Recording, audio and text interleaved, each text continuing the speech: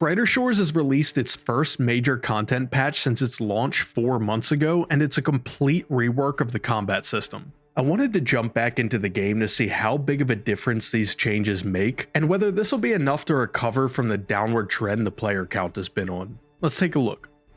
When Brighter Shores released, probably the most divisive aspect of the game was the way combat professions worked. Your combat level in each episode was a completely separate profession, which basically meant that you had to start over each time you got to a new episode. You could grind to level 500 in episode 1, but as soon as you started episode 2, you were back to dying to level 2 goblins. Literally no one liked this. Now the guard, scout, minefighter, and watchman professions have been combined into a single combat level. Your new level is determined by how much time it took to reach the level you had in each of those professions. It's not just the total of all of them added together. In the patch notes, they stated they did this because some combat professions were faster to level than others, which makes sense. This seems like the fairest way to handle this conversion. In addition to the level changes, you no longer need different gear for each act. So the whole obelisk mechanic where you choose which act to attune a piece of gear to has been completely removed. Now that combat is one all-encompassing thing, it'd be weird for gear to still be separated. On top of that, all your old gear is converted to gear appropriate to your new combat level, and the quartermaster now lets you equip gear based on resistances. Collecting and keeping track of a set of gear for each resistance can turn drops that otherwise would have been vendor trash into potential upgrades.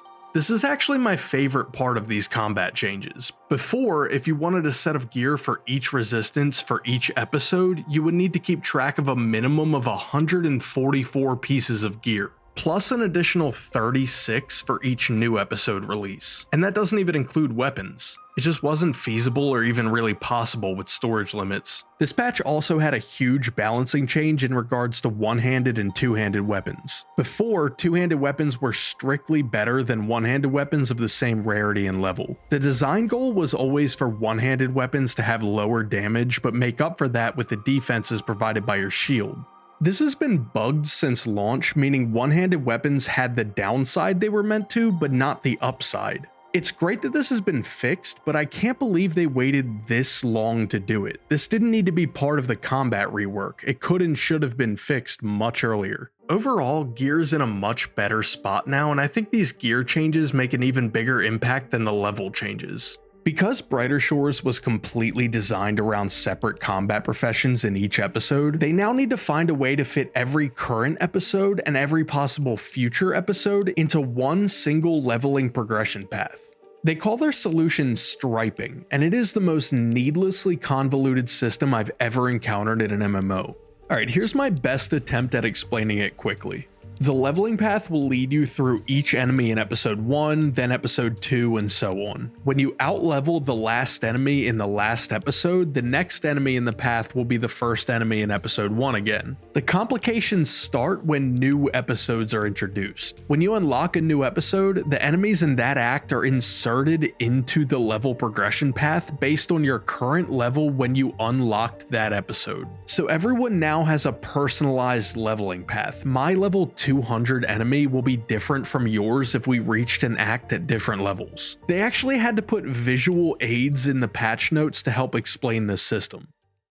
Brighter Shores has had a pretty big player drop off since my last video, and honestly, things are looking pretty dire. Personally, before this patch, I hadn't touched the game in about a month and I was coping pretty hard, so there's a good chance anyone watching this hasn't either. If you're a returning player and don't want to resubscribe, you'll only have access to the first 2 episodes and your max combat level will be 1000. As soon as you resub, the enemies from acts 3 and 4 will be inserted into your progression path. If you unsubscribe, your striping will be saved for you if you renew your subscription again, but until then, it'll revert to only include enemies from episode 1 and 2. Since level progression is now spread across all 4 episodes, you only have access to 1 or 2 level appropriate mobs at any time.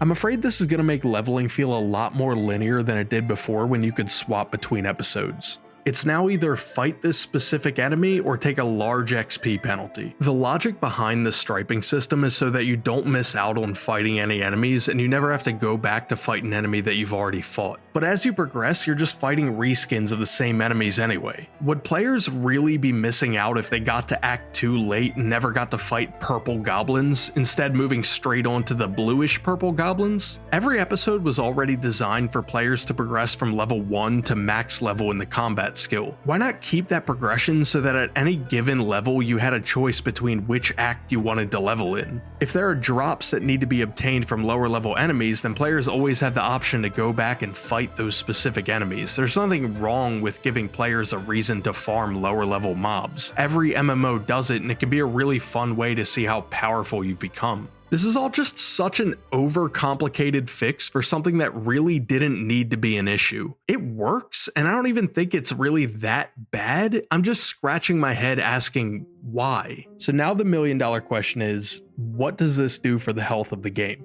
This update aims to fix one of the largest issues a lot of people had with the game, but it doesn't actually add anything or change the moment-to-moment gameplay at all. It's still the same combat, you just don't have to do each level 4 times anymore. The empty special attack slots are still there on the action bar, taunting us, and class selection is still basically pointless. I think the majority of active players will like this update, but I don't see it being enough to draw back in many people who have already left.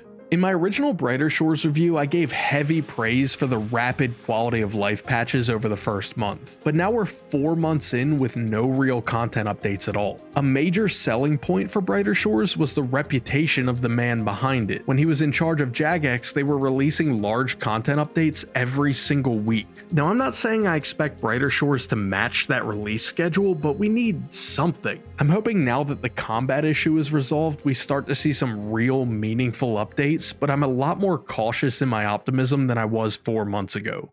I've been wanting to do a big follow-up video for a while, but as of right now, this has been the only major patch. Outside of the combat changes, there's been nothing added to the game since I've played. I do really like the core of this game, and I know it could be something great, but we need an official roadmap with set dates, or I'm afraid even the players who have held on this long will start to leave. We'll see if episode 5 can bring some players back.